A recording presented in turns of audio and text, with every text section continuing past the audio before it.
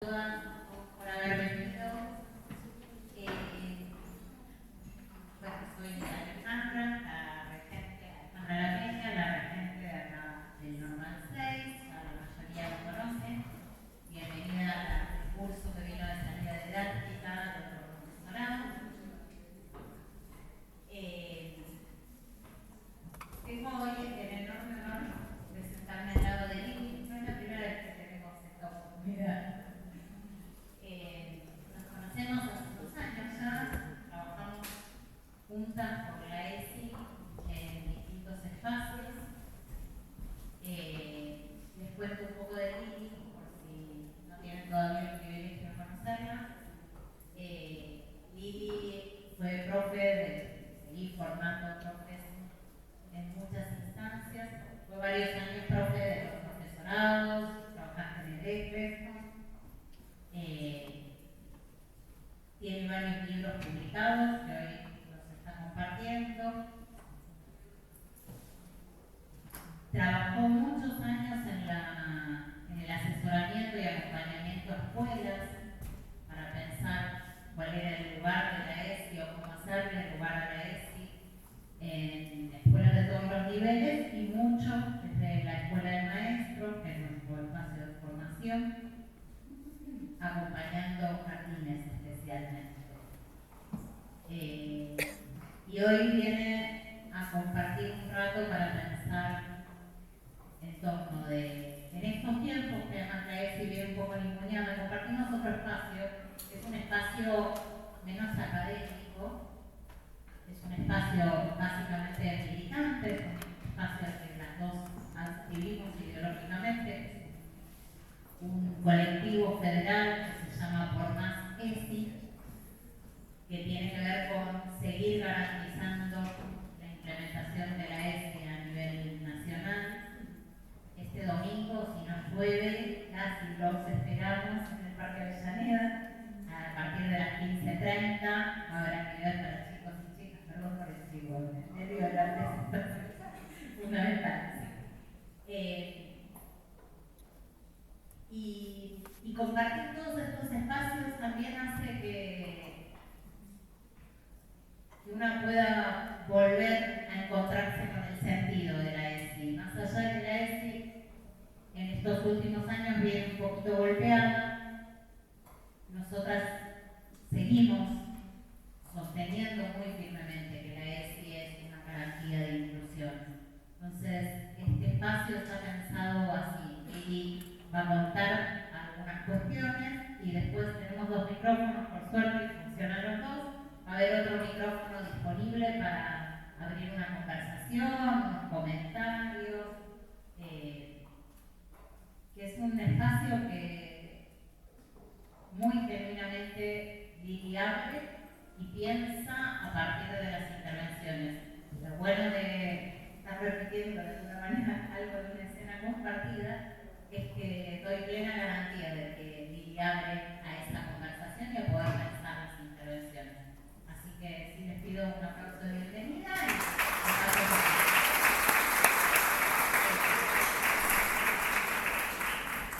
y bueno.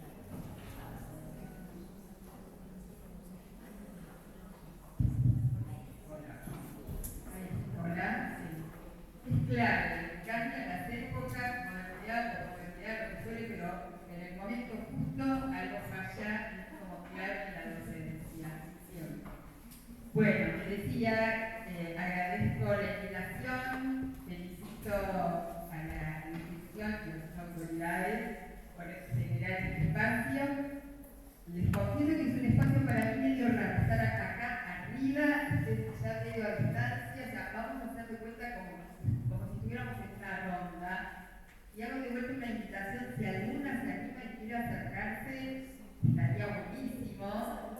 Esta cosa que después les va a pasar cuando sean docentes, que tienen a los estudiantes ahí, ¿no? Cuando van entrando, van llegando, se sientan al final, los pobres que llegan tarde quedan al principio, pero está bueno algunos que se arrimen, está bueno. Bueno, igual que voy a imaginar, les invito también a imaginarse que estamos en una ronda. Siempre digo esto, así que si alguna vez me lo escucharon, lo voy a reiterar. Me parece importante cuando hablamos de temas ligados a la ESI, que sean espacios de confianza, que sean espacios que no tengan que ver con un nuevo deber ser políticamente correcto, digamos lo que corresponde porque lo leímos, sino la ESI nos tiene que atravesar el cuerpo. La idea es que podamos compartir resonancias o cuestiones de las que yo voy a hablar desde lo que sentimos, vale disentir, vale cuestionar, vale interrogar, vale incomodar, vale hacernos preguntas. Lo digo acá, pero también lo propongo como futuras docentes, ¿no?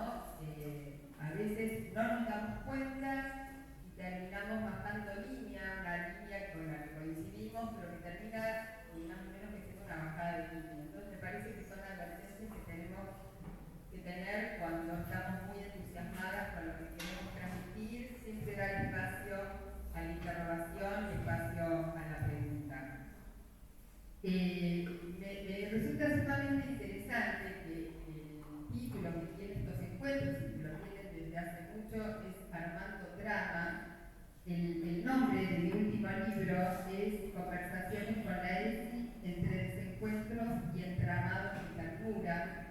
Y en una de las, cuando inicio el libro, tomo una poesía de Humberto Pegoraro, y lo pienso en clave de escuela, leo dos estrofas, que dice: cuanto más hilos se trenzan, más hermoso es el diseño, reflejando los colores que pintan el universo.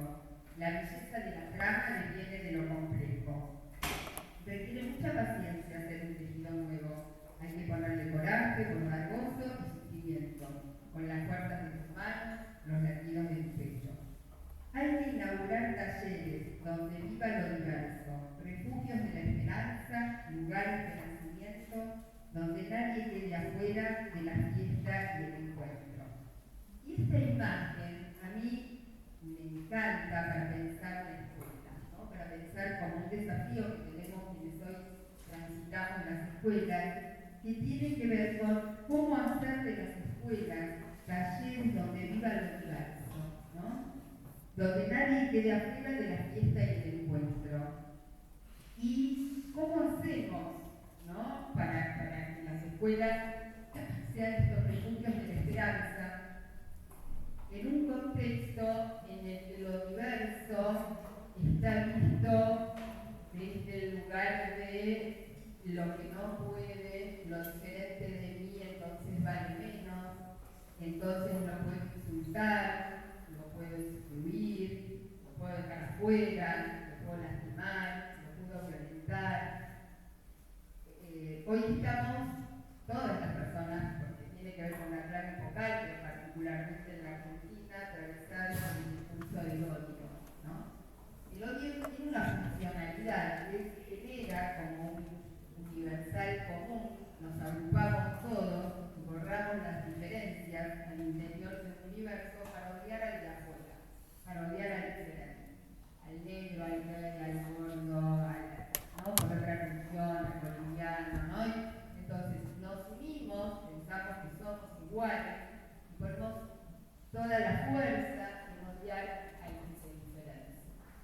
Y esto ya atraviesa la sociedad, vamos variando a quien odiar, a las personas con discapacidad, a las personas jubiladas, y esto por supuesto que atraviesa las escuelas también. El discurso del odio, la dificultad de poder mirar desde otra perspectiva y armar, hoy Verónica decía algo de armar lo común está bastante desarmado.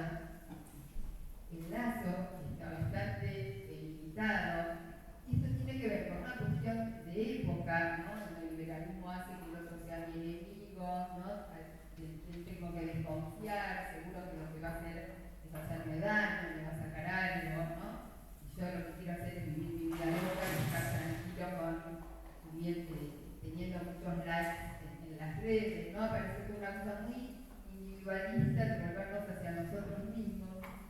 Y además a este contexto, ¿no?, competitivo, difícil, que va como cortando lazos, se suma también el impacto de la virtualidad.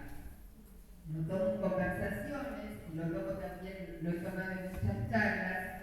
La virtualidad, ¿qué hace? Nos crea un mundo ficcional de burbujas identitarias donde todos pensamos que pensamos lo mismo. El algoritmo hace que dejemos afuera quienes no piensan o no consumen lo mismo y nos hace creer que somos todos iguales. ¿Pero por qué? Porque si hay alguien diferente que se asoma sin darse cuenta a nuestra vida, o sea, a nuestro muro, hacemos un clic y ya está, ¿no? Desaparece. Y seguimos rumiando con las personas que son iguales a nosotras pensando que esa es la vida, que ese es el mundo. Y yo no lo cuestiono, y lo dije varias veces en diferentes espacios, hago lo mismo. O sea, yo milito mucho en las redes a favor de la ESI. Cuando alguien desde un lugar respetuoso trae una diferencia, háganlo. Cuando alguien lo hace desde un lugar violento o agresivo, inclusive me pasó, y vale la pena hablando de la educación sexual integral y del contexto de hoy en el que estamos, traer presentes y traer presentes triple femicidio que ocurrió hace poco. Cuando postearon en las redes respecto de esto, mucha gente por supuesto escribía, pero también muchos tenían una respuesta sumamente violenta, ¿no? Se la buscaron, cómo las pueden defender. Compartí un posteo que decía cómo todo lo que se fue recortando impactaba también en esto, ¿no? La cantidad, el aumento de la pobreza, el desarmado del Ministerio de Mujeres y Diversidad, el no apoyo a las víctimas de violencia de género, la pobreza en una franja etaria que tenía que ver con Brenda Morena y Lara, plantear, pero esto es político, ¿cómo tiene que ver esto con lo político? ¿No? Esto el femicidio existió siempre. Me cansé de bloquear, de eliminar. Digo, yo también lo hago. Entonces después me quedo con la idea de, todos son militantes de la ESI, activen a la ESI, porque me quedo en este universo, ¿no? Entonces no lo pongo en la pega, nos pasa. Además el algoritmo, ¿qué hace? Me mete a todos los colectivos que militan y escriben a la ESI. Entonces yo vivo en esta burbuja identitaria, ¿no? Digo, lo tomo no como una cuestión autorreferencial, para saber que esto nos pasa, en función de lo que consumimos, el algoritmo nos organiza. ¿Y qué pasa en las escuelas? En las escuelas no están solamente las personas que nos agrupa el algoritmo y la virtualidad. Hay cuerpos, hay miradas, hay rostros, que piensan diferente, que huelen diferente, porque yo estoy sola y no hay, esto lo decía Franco Berardi, dijo, no hay pelos, no hay olores, no hay nada en la virtualidad. En la presencia sí, nos molesta, ¿no? Las frases que recogía en el nivel inicial, me molesta que respire, que decía un nene, hay olor a caca en la piel de él, decía otro, ¿no? Me molesta cuando llora, hace mucho ruido.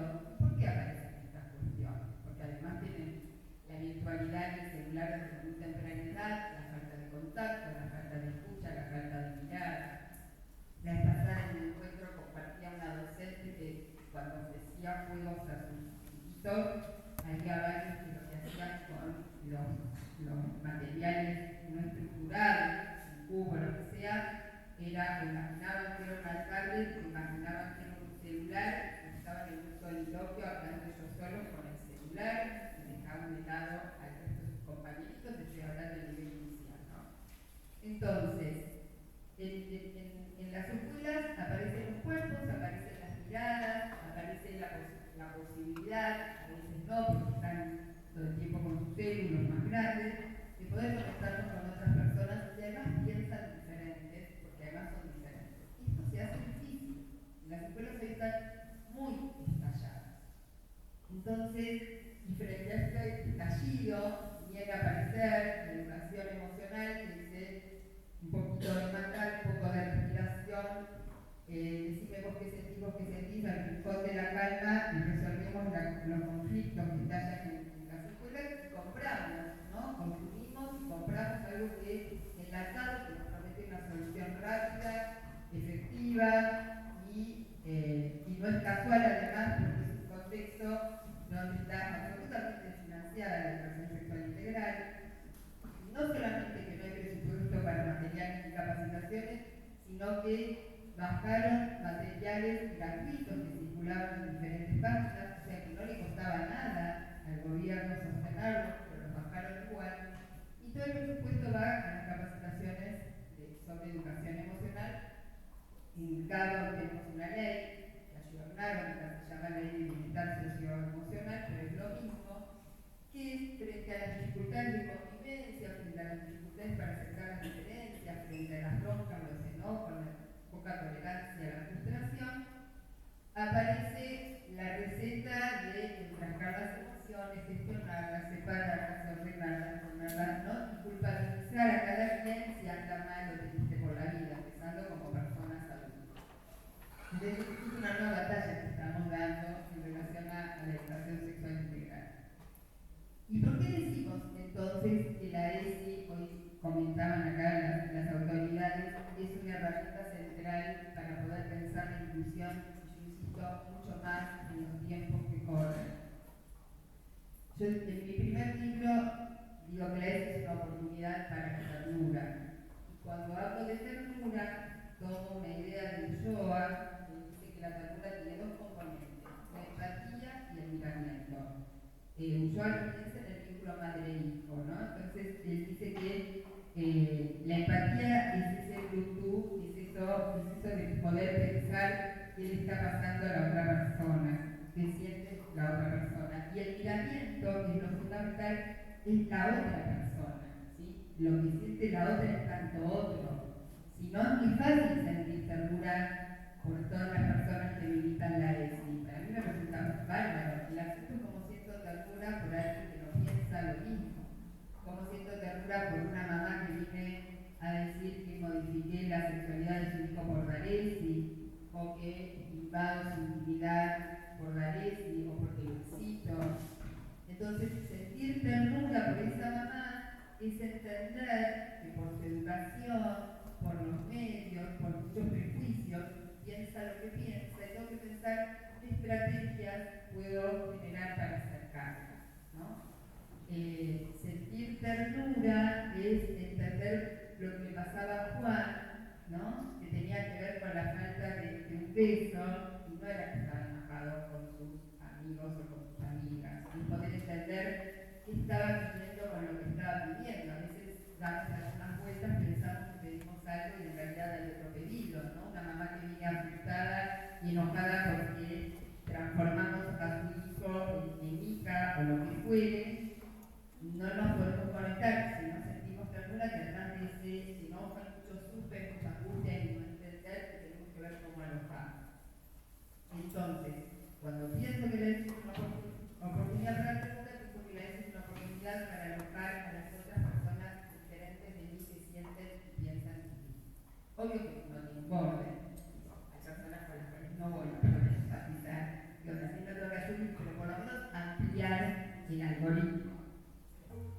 ¿Y por qué digo?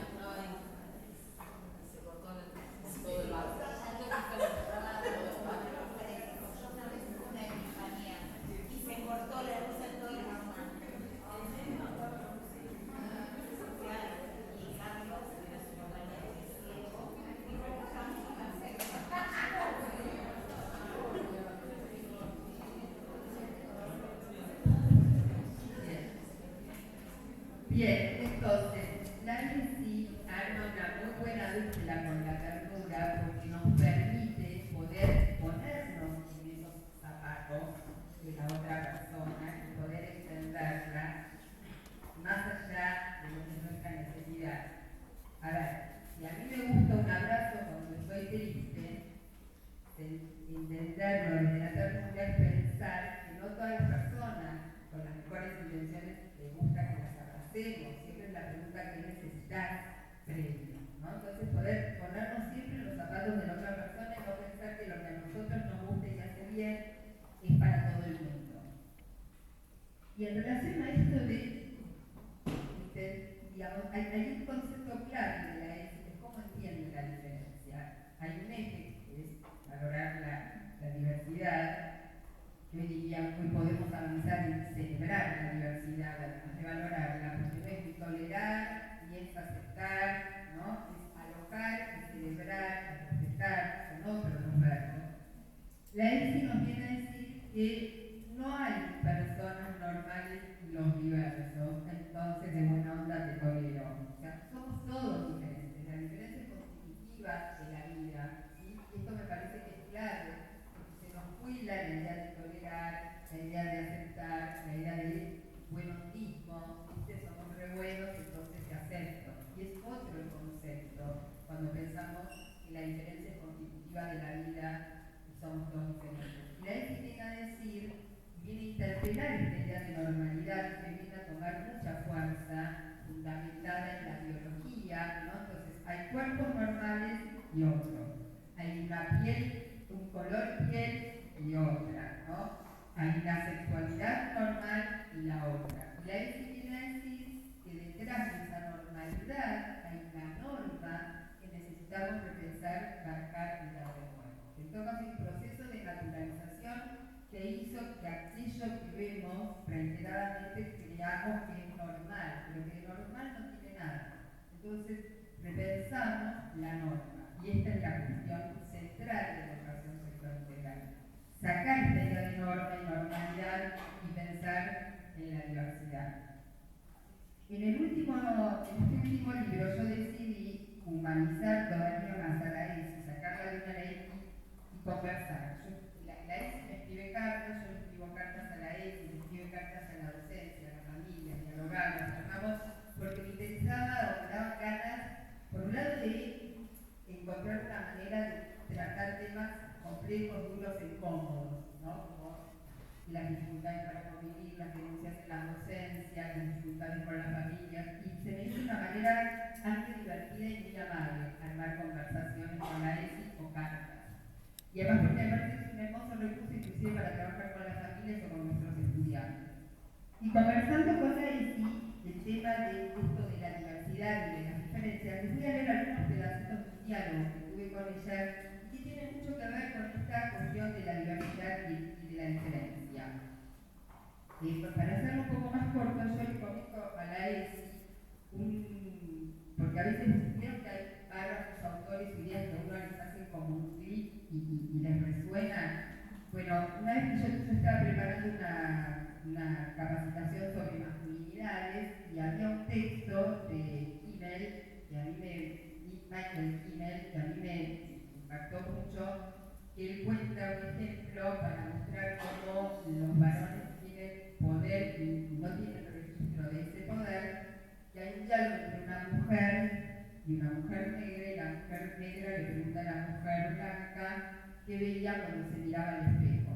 La mujer blanca dice, ve una mujer, y la mujer negra dice, yo veo una mujer negra, porque la negritud a mí me marca la vida.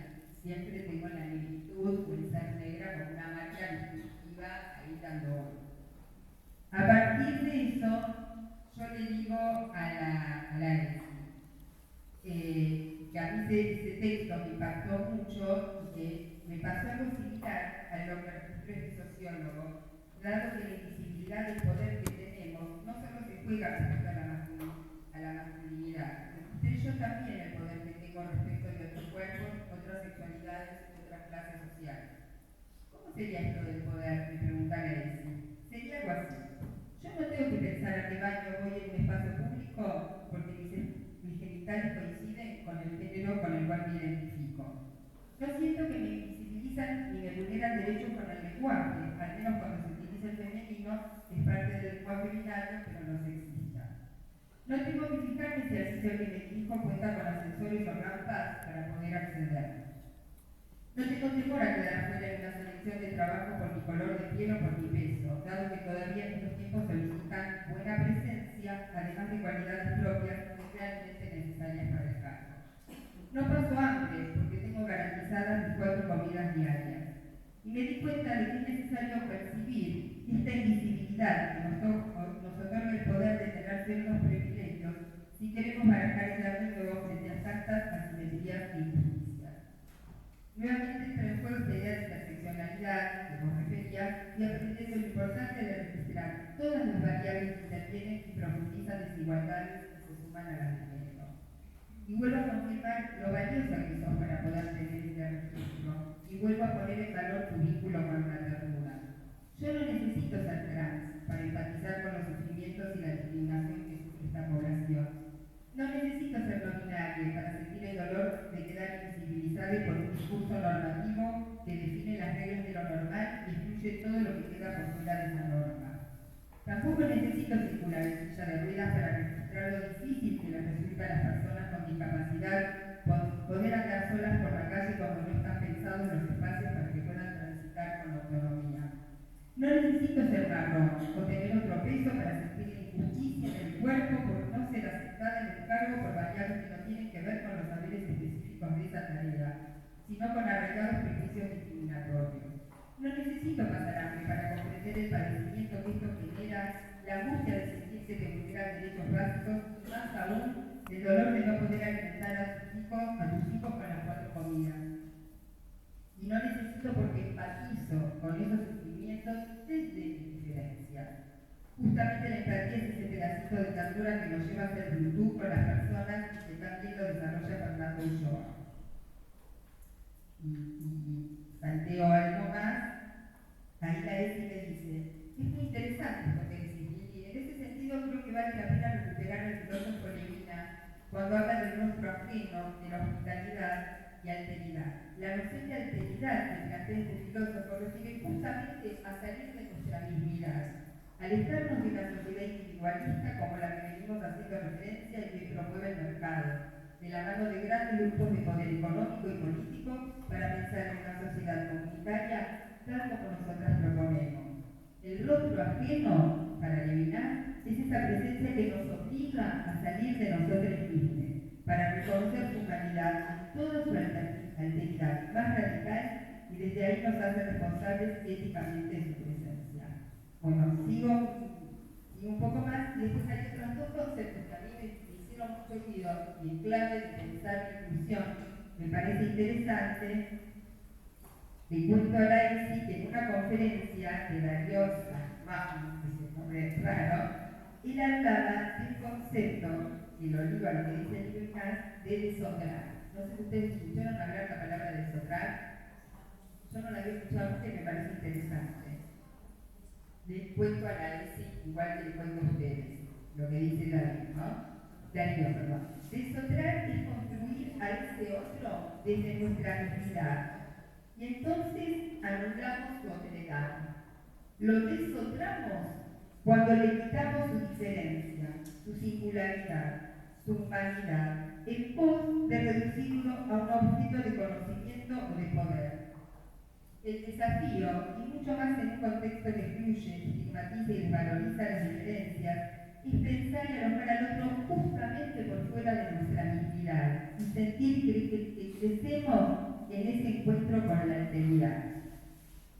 Bueno, entonces ahí le digo a la ESI, importante de cuidarnos de desotrar, y esto es una tarea urgente y necesaria que la escuela necesita asumir y que pone en valor de la otredad, ¿no? Entonces, me parece importante esto, ¿no? Como desde dónde pensamos la diferencia, ¿no? Desde qué lugar para poder realmente, por no tener registro del poder que tenemos, quienes tenemos este poder, para poder ponernos en el lugar de la otra persona, ¿no? Me parece que estas son como cuestiones claves que nos atraviesan primero como sujetos y sujetas, y después, sin estas preguntas, sin sin estas incomodidades, sin estas restricciones, esta puerta de entrada que tiene la ESI, ¿no? La reflexión sobre nosotros y nosotras mismas, seguramente se nos van a colar nuestros prejuicios y representaciones en el aula. Por eso es tan importante estos espacios donde podemos pensarnos para después poder, con nuestros colegas, nuestros estudiantes, con las familias, revisar la mirada, ¿no? Creo que hay una cuestión fundamental cuando tomamos y pensamos estos temas, que es pensar como pensamos y mirar como miramos. Y ahí entonces barajar de nuevo, ¿no? Pero bueno, hablé un montón. Yo lo que les propongo entonces ahora sí es qué resonancias, qué ejemplos, qué dudas, qué inquietudes, porque lo importante, a mí también me pasa cuando leo escucho a alguien, es lo que a cada quien se le dispara, ¿no? Con qué uno va limpiando y qué redes van haciendo más acá, más allá de mis palabras y de los autores que uno lee, ¿no? O sea, ¿qué nos va pasando con lo que uno va escuchando? Y acá soy todo oídos.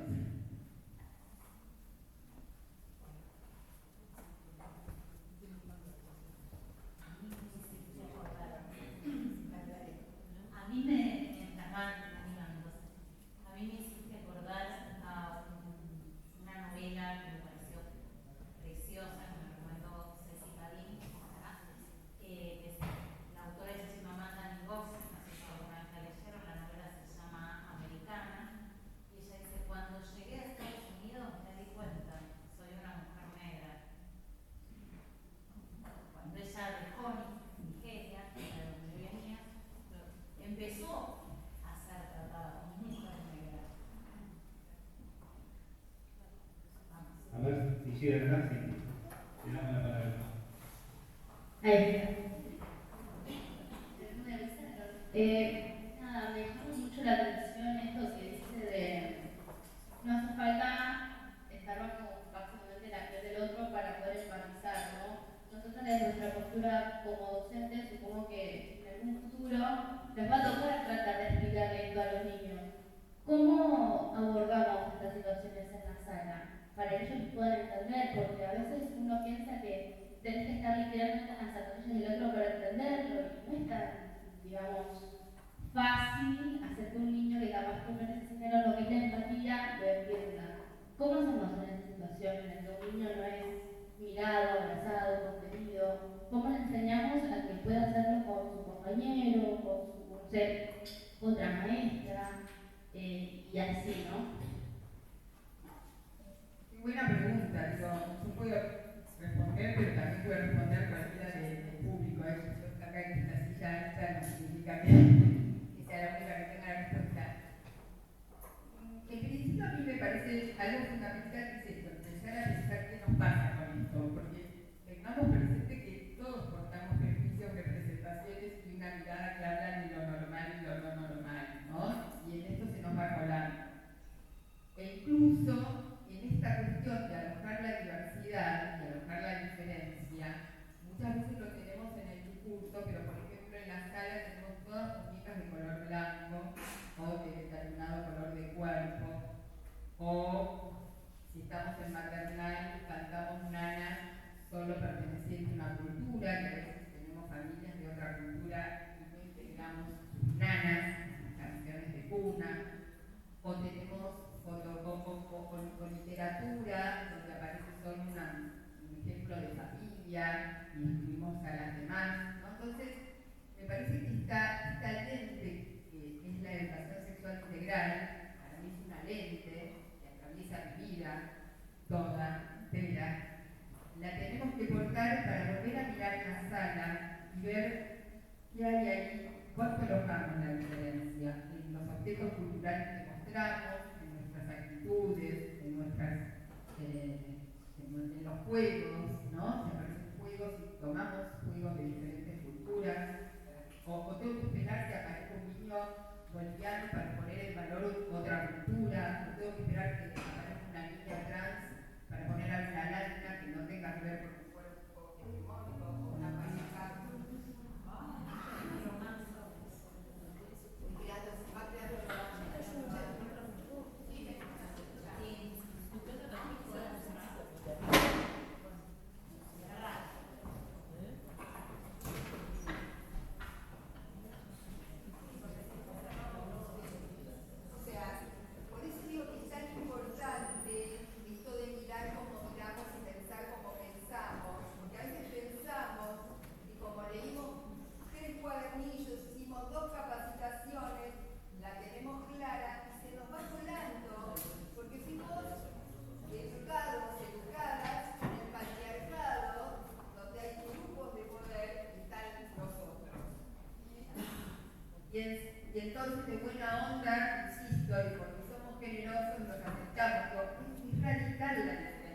que plantea la educación sexual integral.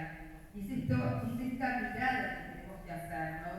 Seguramente esta reflexión que hacemos nosotros mismos con colegas, porque no siempre podemos hacerlo en soledad, algo de esto se va a contagiar en la sala o en la clase, porque voy a incorporar la diversidad en la literatura, en los juegos, en las intervenciones, ¿no? En la manera de cómo agrupo, digo. Y también tener registro, y en este sentido me parece importante, la escuela está inscrita en un contexto, no desdigo lo que dije recién, en un contexto de odio, en un contexto de discriminación, en un contexto donde la diferencia es deficiencia, y esto lo vemos todo el tiempo, se usa como insulto mogólico, se golpea, y los adolescentes crecen mirando imágenes donde se golpea y se lastima a las personas con discapacidad, o se las hace hacer colas larguísimas, con un nivel de crueldad impresionante, y crecen en ese contexto. Entonces, la importancia que tiene nuestra tarea y la importancia que hoy tiene la escuela como contracultura de la crueldad. Yo digo que la ESI es una contrapedagogía de la crueldad y una pedagogía de la ternura. Entonces, seguramente van a aparecer en los espacios áulicos insultos que hacen a la discapacidad de una persona. Mongólico, puto, negro, gay, o sea, esto aparece. Entonces, no podemos hacer silencio frente a eso, porque el silencio es justo no es importante. También depende de la edad con la que trabajemos. No pensar que solo poner en palabras alcanza. ¿Es necesario? Sí. ¿Es suficiente? No. Porque después, sobre todo cuando son más grandes, aprenden a decir el discurso políticamente correcto, pero no pasa nada. Entonces, la ESI tiene dos grandes valores, muchos, entre otros tantos, dos grandes valores. Las puertas de entrada y los 5 ejes. Entonces, no es que frente a cada situación de discriminación voy a armar un proyecto, pero a veces amerita. Entonces, por ejemplo, si discriminan a una persona con discapacidad o un compañerito, voy a empezar a trabajar, también depende de la edad, ¿no? Mostrar los paralímpicos, mostrar deportistas con discapacidades, qué deportes pueden hacer, y de qué manera. La vez pasada en una charla que dimos en el Alicia, Maru de la Vulgareza mostraba un libro bellísimo que tiene que ver con, está escrito en braille, otro libro también para chicos sordos, para chicos ciegos, ¿no? Me parece importante empezar a tener estas cuestiones presentes y ver qué proyectos podemos armar donde, si la discriminación tiene que ver con la gordura, bueno, trabajemos boteros, trabajemos obras de arte donde veamos que el modelo corporal hegemónico es uno que nos mete al mercado, pero los cuerpos han cambiado a lo largo de la historia, es decir, poner los contenidos, ¿no? Los NAP, los contenidos que tienen que ver con la ESI al servicio de poder trabajar las cuestiones que hacen a la discriminación, ¿no? Depende del tema de la discriminación, es decir, ¿qué haría? Intervendría poniendo en palabras, revisaría todas las cuestiones que les ofrezco, que hagan alusión y donde esté para la diversidad, y pensaría si en algunas situaciones no amerita algún proyecto ligado a las artes, a las ciencias, a lo que fuere, donde además me permita ponerlo en valor. ¿Se entiende? Sí, entonces invito a todas las familias a una actividad, la diversidad de comidas, la diversidad de ganas, la diversidad de danzas, poniendo y celebrando la diversidad. ¿Sí? Gracias.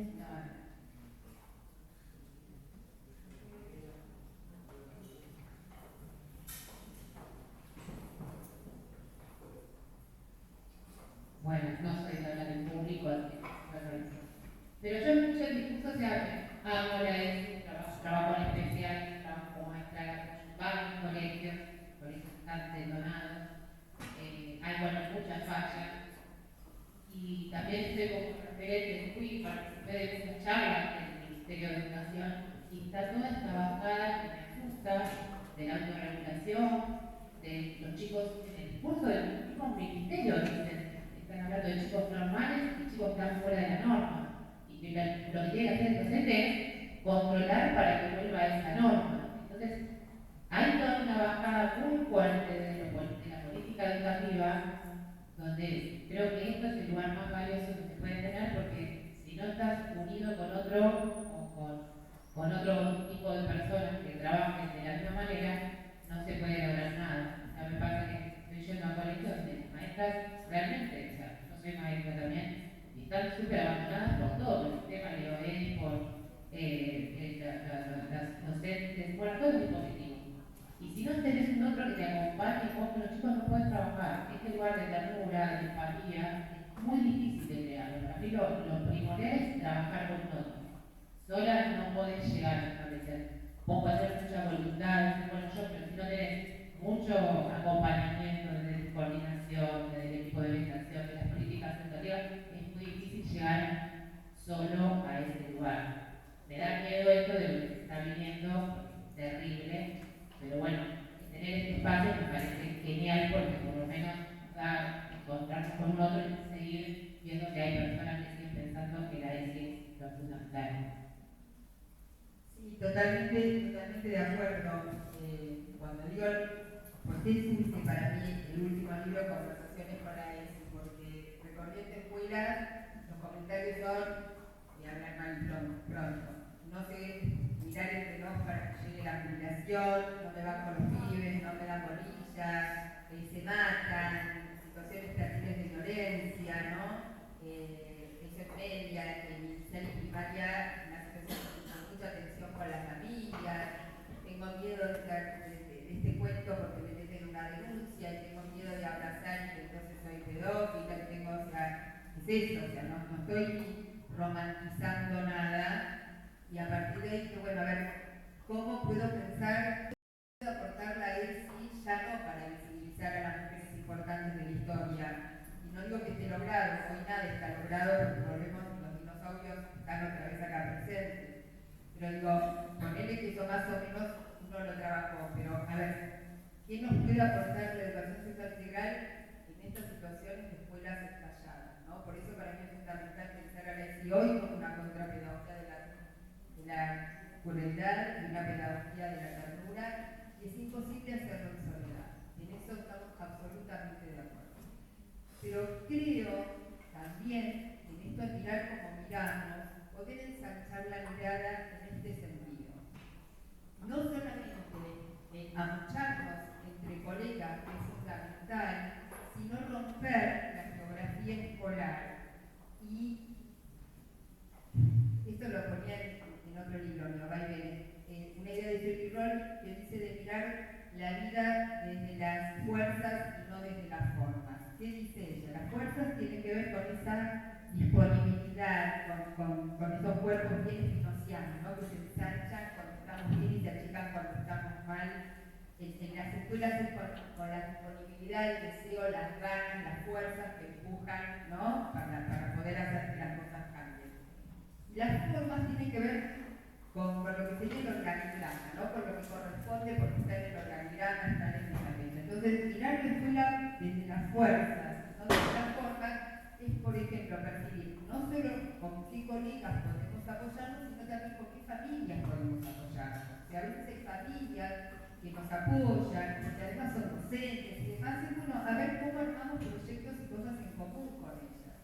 Yo cuento en algunos de los libros una líder de un cole de un jardín de Ciudad de Buenos Aires que había un espacio de cafecito con ese donde lo organizaban mamás psicólogas con muy buena onda, les pusieron ayuda y conversaban temas ligados a la crianza, nos daban ellas como mamá para otras familias.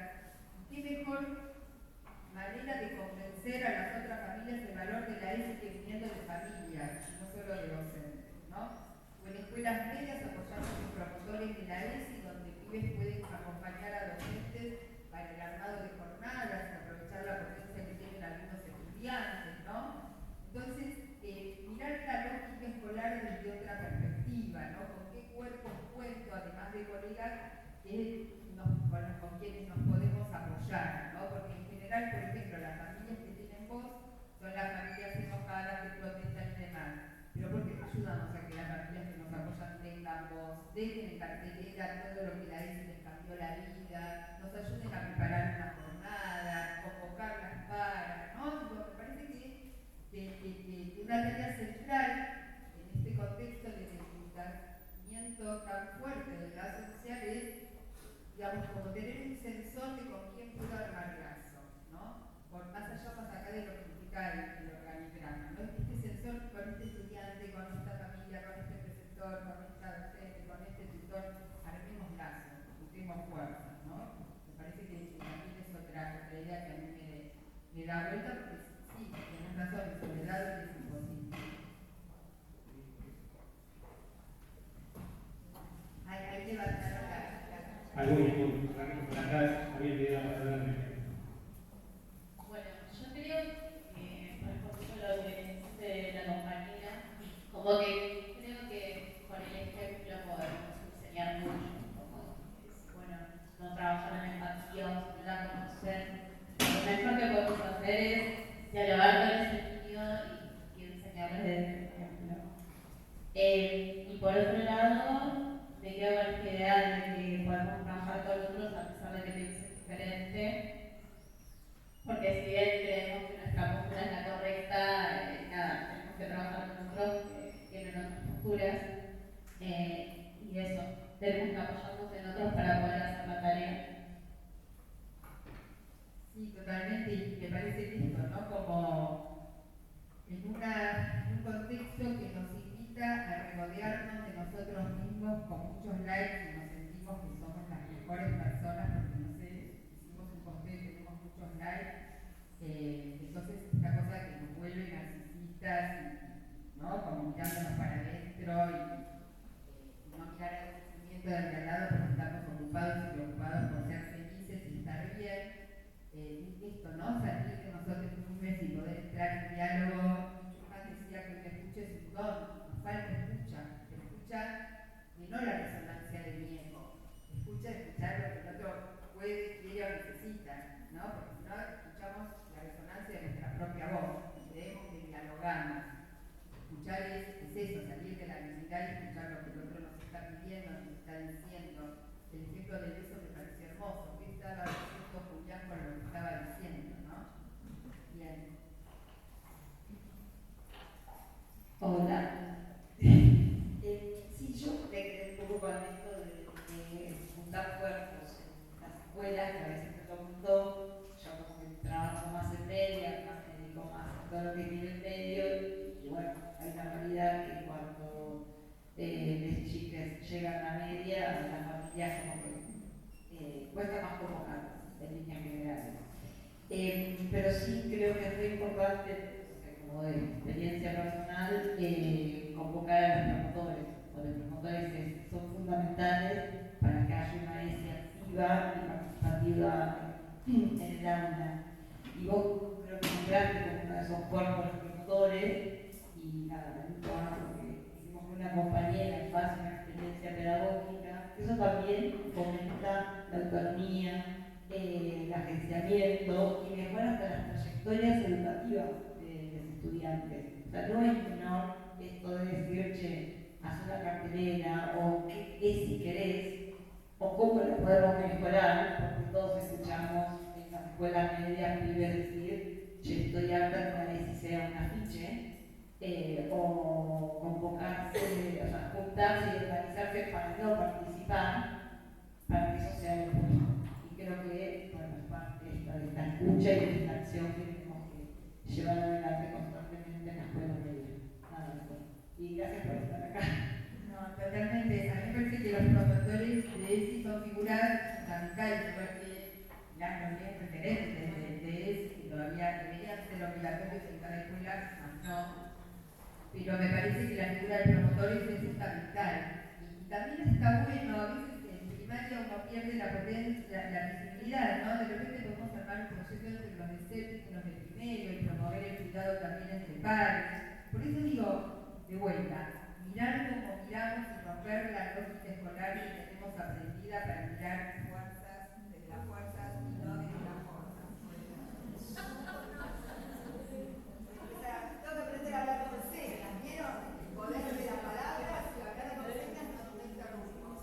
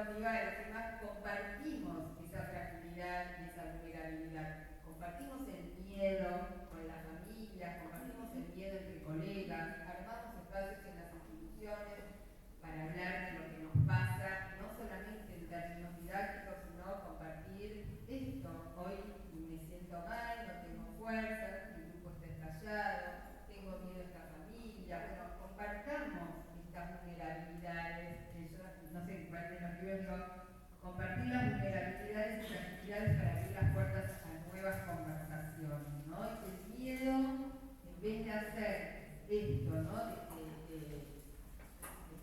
Creo que María Pialgo que dice algo así como pensar el miedo para que la seguridad no nos arrase, ¿no? Porque el mecanismo de seguridad frente al miedo aparece como alternativa. Entonces, ¿cómo atravieso el miedo para poder alocar mi miedo en los demás y armar ahí otra cosa con eso, ¿no? Y alocar justamente nuestra fragilidad. Sí. Hola, buenas tardes. Yo soy Cintia, nosotros somos profesora Santa Cata, vinimos con la profe. Bueno, en uno de los relatos que contaste, en uno de los relatos habla sobre la constante queja de una docente y también dice, no la juzgamos, buscamos la forma de acompañarla y se buscó distintas formas de poder acompañarla. Entonces, algo de lo que charlábamos era que nos hace reflexionar y preguntar qué obstáculos enfrentan los docentes para comprometerse con la inclusión y qué apoyo necesitamos para lograrlo. Sí, hace mucho tiempo. Si no, alejate un poquito para hablar. O hablar viva. ¿Ahí se escucha bien? Ahí. Perdona, te escuchamos con tanto eco que no te entendí. Ahí se escucha un poco mejor. Bueno, somos de Santa Cata, como les comentaba. A ver, sin micrófono, probá. Sí. En uno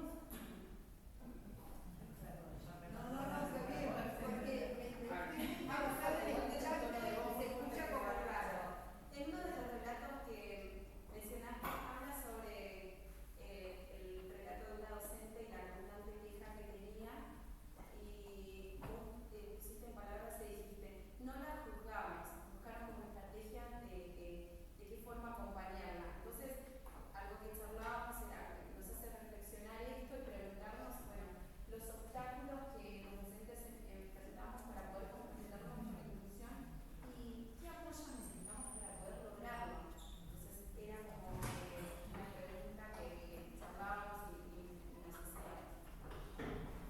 Sí, a ver, insisto, no voy a romantizar porque la verdad que hoy las situaciones en las escuelas son complicadas, o sea, están incluyendo chicos sin los apoyos que deberían tener.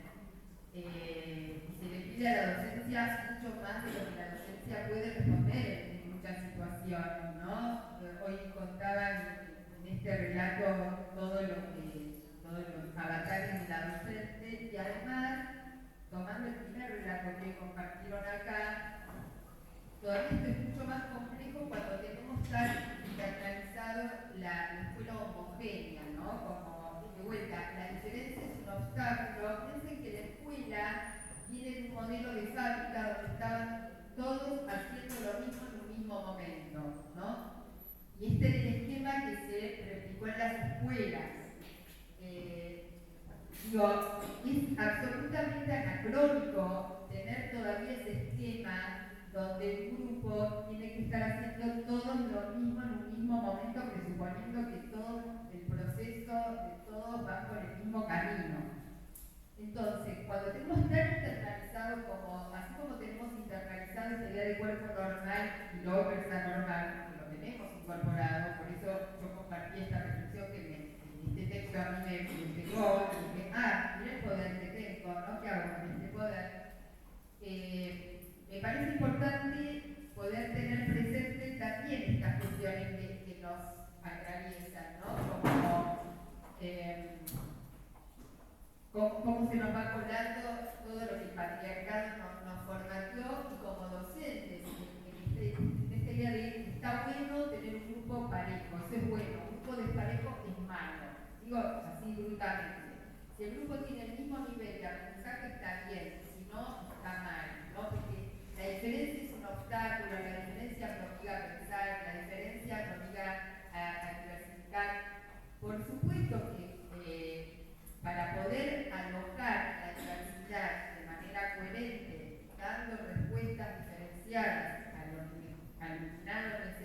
o el investigador necesita, y la verdad que sería bárbaro trabajar en pareja pedagógica, obvio, y en otras condiciones, y cobrar otro sueldo, y otras condiciones edilicias, y más personas que acompañan a infancias que de verdad necesitan una persona que esté al lado, porque si no es muy difícil. Obvio, no estoy diciendo que solo depende de revisar nuestra mirada y arrojar la diversidad. Digo, también tenemos que pelear y salir a la calle para pelear todo esto que se nos está arrebatando también, si no sería despolitizar la complejidad de lo que implica hoy estar en las escuelas, ¿no? Pelear por salarios dignos, pelear por integración, pelear por pareja educativa, porque así podemos alojar la diversidad, además de revisar nuestra mirada, ¿no?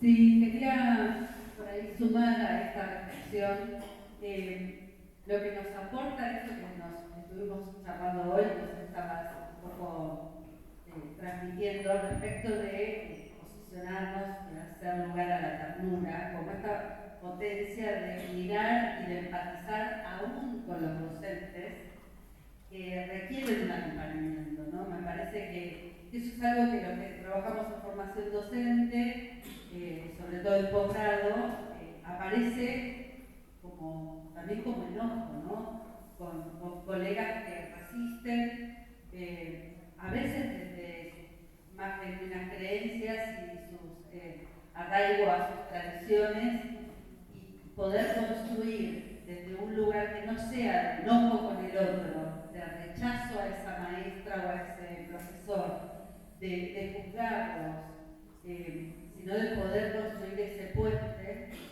de mirarnos y de encontrar el espacio como para empezar a trabajar juntos, es esta experiencia, ¿no? de la ternura, como posicionarse ahí, posibilita empezar a construir estas otras miradas, que algo empiece a hacer juego, por lo menos que salga de ciertas fijezas. No es que cambien todo, se vuelven docentes inclusivos después de un año, pero sí hay algo que empieza a moverse de a poco. A veces el enojo, cuando nos encontramos con personas tan cerradas, hace que hablemos, creo que no es una palabra, pero que nos encerremos en nosotros, ¿no? Como vos decías antes, en nuestra propia burbuja, en nuestro propio algoritmo, y no podemos entrar en diálogo con otros. Y hay otros con los que podemos construir y empezar a ver que se puede potenciar en esa zona, siempre que se den condiciones que me parecen centrales que planteabas, de que sea desde el respeto, de que sea sin el odio, sin la violencia y sin la agresión, porque ahí ya no hay posibilidades a veces de resistencia, ¿no? Que no está el derecho a la existencia. Sí, totalmente de acuerdo con lo que vos planteás. Pues es que yo, entonces, el intento que vos decís de enojarnos a veces con colegas resistentes y demás, desde la cuestión empática a veces lo pienso al revés. Por supuesto que tengo un límite que es, no puedo empatizar con quien vulnera derechos. Digo, tampoco la pavada. Hay un límite, hay un borde, ¿sí? Pero a veces, cuando uno ve a otra persona tan resistente, también hay que entender que no porque la ESI sea una ley, cambia la ideología de alguna persona. Yo daba a mis alumnas, cuando estaba profesora, un ejemplo al revés. Si viene una ley, y la verdad que algo que parece distópico, hoy en día todo lo distópico puede ser, y me dice que cambió la ley, yo tengo que transmitir que la homosexualidad es una enfermedad y es una patología, y las personas trans son enfermas, pero porque hay una ley y hay una, no sé qué lo dice, ¿yo qué hago?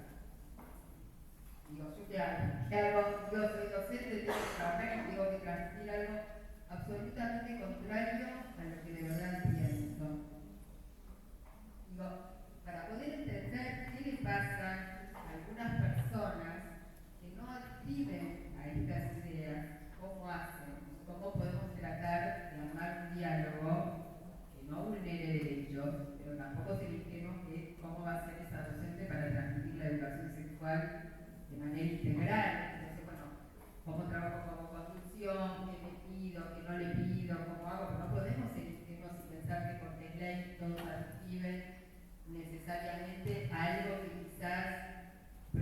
claramente no coinciden, ¿no? Entonces me parece que esto es importante cuando uno dice, a ver, y en ese sentido, cuando uno dice ser empático, también le decía a mis docentes, a mis alumnas, futuras docentes o alguna docente, digo, no quiero que ninguna sea con hablar que se quede en la hoguera, o sea, no hace falta ir a una primera reunión, esto lo digo siempre, pero ahora me escucho decir 1000 veces, no hace falta ir a una primera reunión con familias con el pañuelito verde y hablando de lenguaje inclusivo en este contexto. Digo, empecemos, es que tiene tantas puertas de entrada amorosas para acercar a las familias, tantos puntos en común, tantas posibilidades de generar lo común. No esperemos con toda la posibilidad, porque a mí me pasaría igual, si viene la docente con su pañuelo celeste, yo me pongo los pelos de punta, y te lo digo de verdad, no la voy a poder escuchar, y tengo ese registro clarísimo de lo que me pasaría. Entonces, pensemos que le pasa a la otra persona desde otro lado, si nos ve llegar con el pañuelo verde, y hablando de lenguaje inclusivo, podemos acercarnos de muchas maneras. No digo renunciar a ninguna bandera, pero ser estratégicas en un contexto tan adverso para entender algunas familias que absorben este discurso y acercarnos a un discurso más amoroso desde otras estrategias. Después voy a terminar pero no voy a empezar. Hay muchas maneras de hacer inclusivo el lenguaje sin necesidad de hablar con la E desde el primer día en una comunidad que no conozco, ¿no? Entonces digo, ser empáticos también entender lo que a mí me pasaría al revés, ¿no? Me parece que esto es importante también. Bueno, Liliana, gracias por supuesto por estar otra vez. Yo tomé nota de algunas cosas que me resultan muy interesantes y también te quería hacer una pregunta. Algo que me pareció central es esta relación entre fuerza y forma y revisar la posibilidad de pensar la ESI desde, de algún modo, como democratizar la ESI también en lo que implica la transmisión, ¿no? Con las familias, entre los mismos pibes, me pareció súper interesante. Y también en esto que vos decís de pensar el contexto actual y habitar el contexto actual, si no podríamos decir que tal vez el trabajo en la formación docente es, y sobre todo, no me refiero solo a la formación inicial, me estoy refiriendo a la formación de los docentes durante, digamos, a lo largo de la trayectoria. Si la formación docente no es hoy tal vez esta posibilidad de reflexionar sobre nosotros, nosotras mismas. Me parece que ese es el trabajo más fuerte que tenemos para hacer, creo que es lo que me llevo como pregunta, como posibilidad, porque hoy además estuve en otro encuentro, tenía que ver con la educación inclusiva, donde hablábamos de formas de llegar a todos, de formas de enseñar a todos y a todas, y una docente comentó que ella sentía miedo de sus propios alumnos, miedo de si lo que traía era un arma, miedo de si eso era punzante, miedo de los alumnos. Me sorprendió, vos hoy trajiste también la palabra miedo. Entonces, un poco dando todo eso, pensaba si tal vez el trabajo es ese de focalizar en la reflexión sobre nosotros.